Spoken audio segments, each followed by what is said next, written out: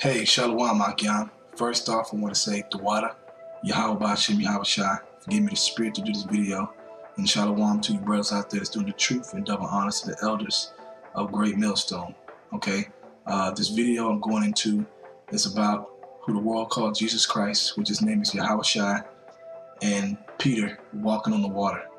Okay, and really get into the very key meaning of that miracle and many other miracles, but in this video just concentrating on the walking on the water and what these miracles mean for us today.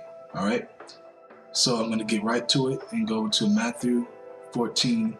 I'm going to start at verse 22, and this is right after Yahawashi fed the 5,000 people. Okay, Matthew chapter 14 verse 22.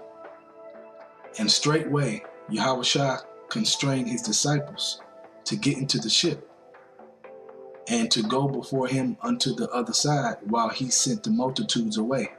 And that multitude again is the multitude that he was feeding the fish and the bread, okay, which was another miracle, which is another video that I'm going to get into, Lord willing, next video. Verse 23. And when he had sent the multitudes away, he went up into a mountain apart to pray. And when the evening was come, he was there alone. Verse 24. But the ship was now in the midst of the sea, tossed with waves, for the wind was contrary. And in the fourth watch of the night, Yahawashi went unto them, walking on the sea. Now, could you imagine that? The Lord Yahawashi walking on the sea while you on the ship, okay, and the winds are strong. And here comes Yahawashi walking on the water without sinking. That's unbelievable power. Okay, unbelievable power. Let's go to verse 26. And when the disciples saw him walking on the sea, they were troubled, saying, It is a spirit. And they cried out for fear. And what they were looking at, that they thought was a spirit, in their mind, they thought it was a ghost-like image of a human, when really it was Yahawashi. Okay? And it says, and they cried out for fear. They were troubled. They were scared. Verse 27. But straightway Yahawashi spoke unto them, saying, Be of good cheer, it is I, be not afraid. And Peter answered him and said, Lord, if it be thou, bid me come unto thee on the water. And he said, Come. And when Peter was come down out of the ship, he walked on the water to go to Yahawashi. So not only Yahawashi walked on the water, Peter walked on the water as well. He had faith and he believed he could do it. Once he knew that was Yahawashi and he asked the Lord to bid him to come, he believed he can do it, which is why he was able to do it for that moment. Verse 30.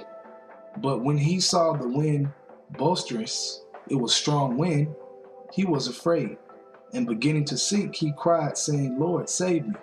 Right, so that strong wind came, and then Peter started to doubt. But for a second, he was walking on the water like Yahawashi was walking on the water. Let's go to verse 31.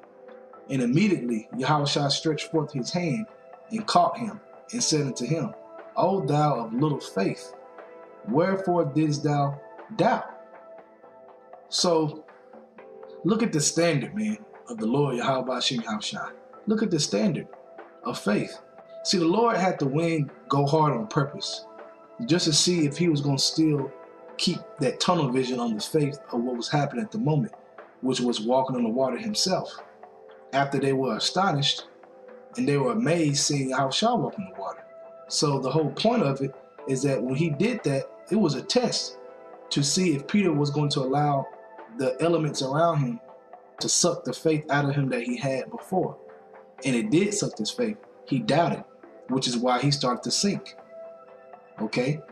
So throughout the scriptures and many miracles, the Lord taught that the whole time and put lessons on them the whole time he was there, just to teach them about faith and teach them how far faith could go.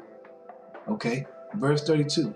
And when they were coming to the ship, the wind ceased.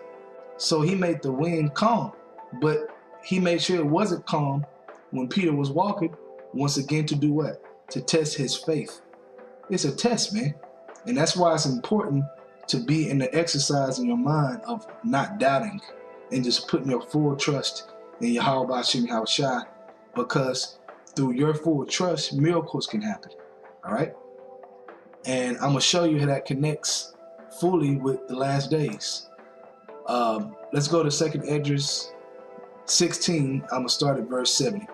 For there shall be in every place in the next cities a great insurrection upon those that fear the Lord. Right, and we know that's the end times in this period, which is close, of America's system falling, martial law being declared, military troops and tanks on the street, shutting down America, giving the people curfews. Okay, verse 71. They shall be like madmen, sparing none, talking about the militaries, but still spoiling and destroying those that fear the Lord.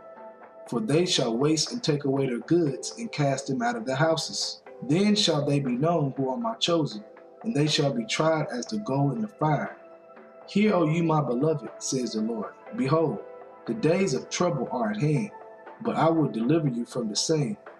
Be you not afraid, neither doubt, for Yahweh is your God. Key word in verse 75. Be you not afraid, neither doubt. Okay? So, in the end, we post so those stories that we read about when the Lord is telling Peter and the disciples and different miracles and different things that he was doing to not doubt, he was teaching them that then, which is teaching us that now. That through our not doubting, miracles can happen. We can walk on water and not sink. Anything we put our mind to do, we can do it. Why?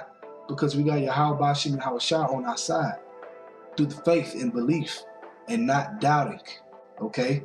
Because let me tell you something. When you don't doubt and you put your full trust in Yahawashi Forsake, you have no clue what you can do. And I'm not just speaking about during martial law when all hell breaks fully loose. I'm talking about now. There's things you can do now that you don't even know you can do. Why? Because lack of faith and doubt. Okay?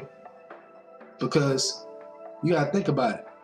When he told Peter, where didst thou doubt? Not only was he walking on water, but it was a strong wind happening while he was walking on water. But the Lord Yahawashi was like, look, man, you still should have kept your faith and not doubted. Who cares the wind is blowing? Where's your faith at? Why did you doubt? So that shows you the level of faith that Yahawashi Forsake expects you to develop and expects you to have. Okay? Now, I was going to do a longer lesson than this, but I'm going to say that for part 2. Because if I would have just did what I wanted to do, this video would be 3 hours long. So look out for part 2. And I want to say, Tawada Yahawashi Forsake for giving me the spirit to do this video. Double honors to the elders of Great Millstone. And shalom to you brothers out there that's doing the work in sincerity. And remember, never doubt. Put all your trust in Yahawashi Forsake. Shalom.